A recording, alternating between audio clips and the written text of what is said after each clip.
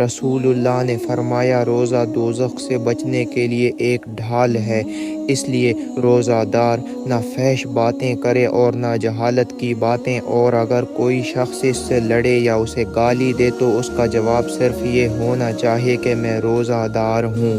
یہ الفاظ 2 مرتبہ کہہ دے۔ اس ذات کی قسم جس کے ہاتھ میں میری جان ہے، روزہ دار کے منہ کی بو اللہ کے نزدیک کستوری کی خوشبو سے بھی زیادہ پسندیدہ اور پاکیزہ ہے۔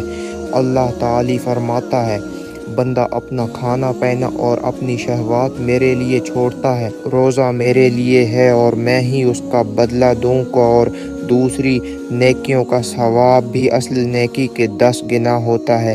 رسول کریم نے فرمایا، جنت ہے کا ایک دروازہ ہے جسے ریان کہتے ہیں، قیامت کے دن اس دروازہ سے صرف روزہ دار ہی جنت میں داخل ہوں گے، ان کے سوا اور کوئی اس میں سے نہیں داخل ہوگا۔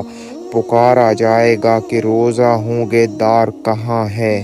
وہ کھڑے ہو جائیں گے، ان کے سوا اس سے اور کوئی نہیں اندر جانے پائے گا، اور جب یہ لوگ اندر چلے جائیں گے تو یہ دروازہ بند کر دیا جائے گا، پھر اس سے کوئی اندر نہ جا سکے گا۔